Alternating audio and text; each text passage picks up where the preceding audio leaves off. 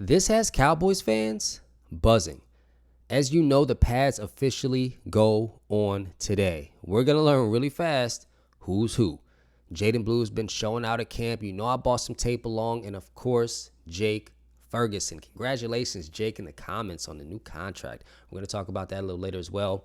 Definitely go check out Jake's video. He did a video on that. It just went up. But before we get started, welcome back. Welcome back to Cowboys Digest. My name is Tyree, Allison. We appreciate you checking in as always. Really quick, before we get started, we did notice 85% of you watching are not subscribed. As always, this is your number one source for everything Dallas Cowboys. So please hit that subscribe button. It is 100% free. Now, controversial take incoming. Get ready. Jaden Blue is Ezekiel Elliott vibes, but he didn't have the college hype because he played at Texas, and it just so happened to be an Arch Manning there and a quarterback rivalry that really overshadowed a lot of the talent at Texas. Not that it held anybody back in the draft, but yeah, he's going to have an Ezekiel Elliott type of impact, and I feel that way for two reasons. One, he is a Texans native who runs a 4.25. I think that 40 is even faster than what Zeke's 40 was. I actually should have looked that up. It makes me think right now. I should have looked that up. I don't know what Zeke's 40 was, but I don't know if Zeke ran a 4.25. From what I'm seeing from the camp tape, his athleticism, I saw a very weird quote about his work ethic, which I think that's a bunch of hoopla. Jaden Blue is going to be RB1 by week 8. I'm giving it, and you say that's like half the season. I'm giving it till week 8 because we all know the Cowboys coaching staff have a way of, how do you say it? They have a way of taking really long before making someone a permanent starter. You know, like we can, with an exception to maybe like if he gets caught up to the playbook, maybe a little slower than like the other RBs in the room. And of course, the vets are going to understand the terminology and the cadences and everything, because they're vets. So from that standpoint, I can see it. And from how the coaches are in Dallas, I can see it. But I think when his number is called, he's going to show and make those types of splash plays that are going to make the staff go, listen, Phil Maffa is the guy that's going to bring the linebackers up. He's going to be the guy that's probably going to average 3 or 4 yards a clip, maybe more. And then this guy is going to be the one that just knocks it home.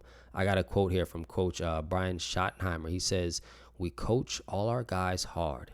And so I see from Jaden as a player, he's got a ton of talent, and he's figuring out the run talent jumps off." Listen, it goes without saying, he is showing to be RB1. And here we go with the tape.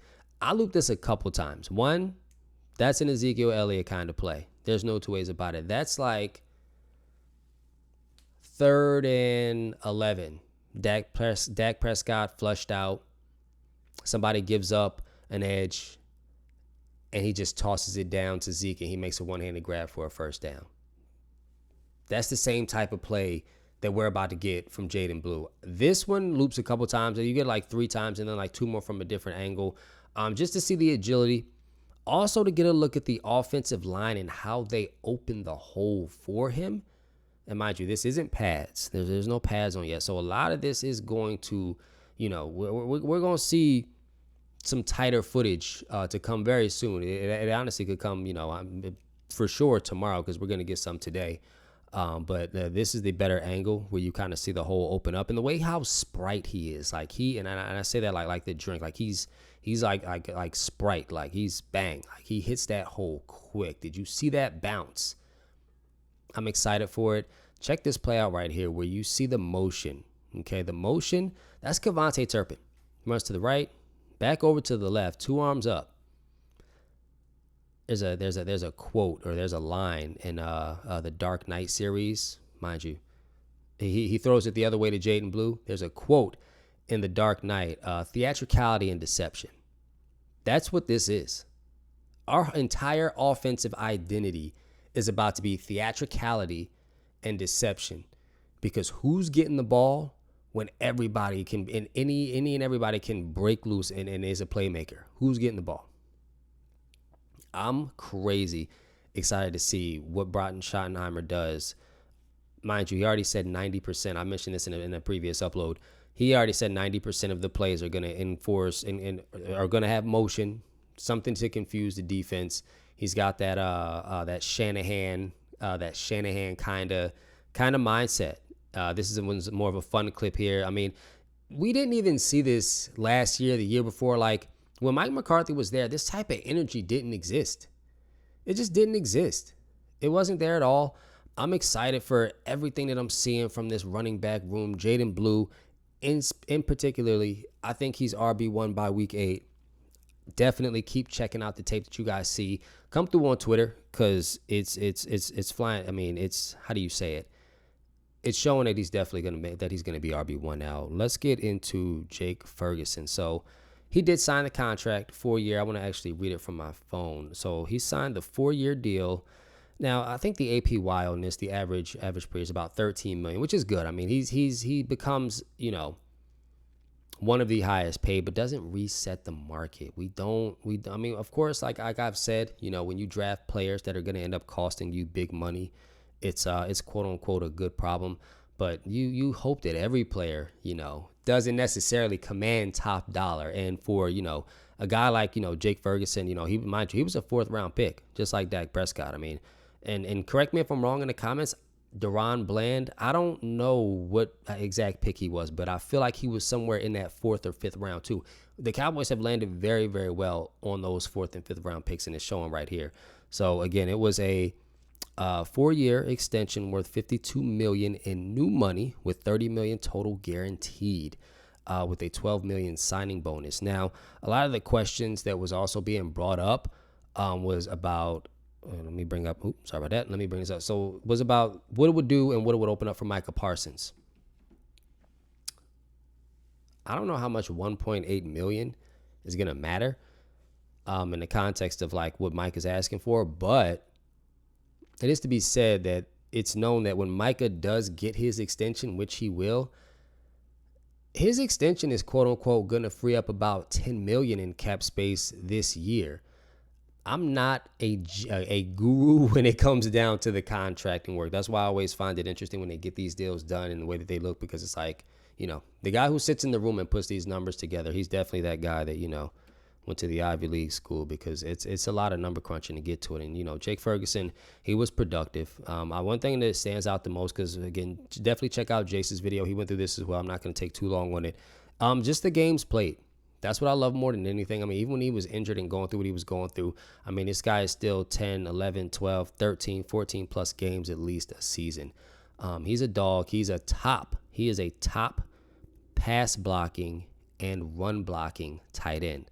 Side note, when you see what I said about Terrence Steele is a great right tackle, but he's a better run blocking right tackle than pass. Whereas Jake Ferguson, he's the guy that you leave in if you're running, or if you're passing and you don't know what he's going to do. It's scary.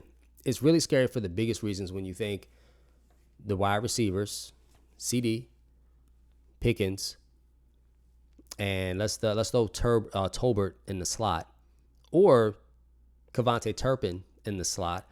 You have Jaden Blue and Phil Maffa right next to Dak protecting them. We already know the whole offensive line.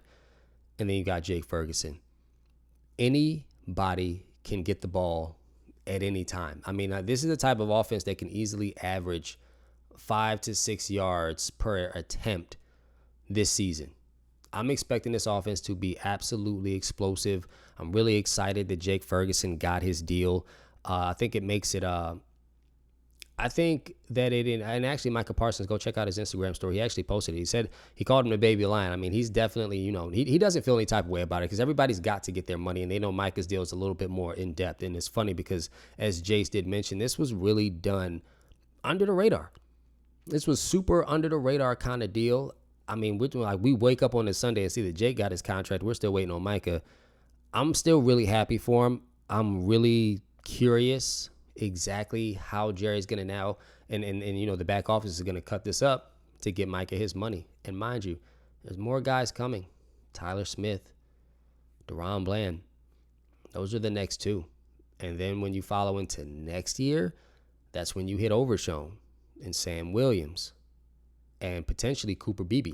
So there's a lot. There's a lot there. And even Tyler Guyton. There's a lot there when you're talking about putting this money together so that we can keep this team and have this team together as long as possible, because that's what it's about. But honestly, we got to see what they look like. I'm excited to see what they look like with the pass. But more than that, preseason week 1, we got the Rams. That's going to be a great rematch. We definitely want to win that regardless. We want to see the team play hard, and we want to see, how Joe Milton is going to look as our QB2, excuse me. But we appreciate you guys checking in as always. My name is Tyree Allison. Thank you for checking out the digest today, and we will see you next time.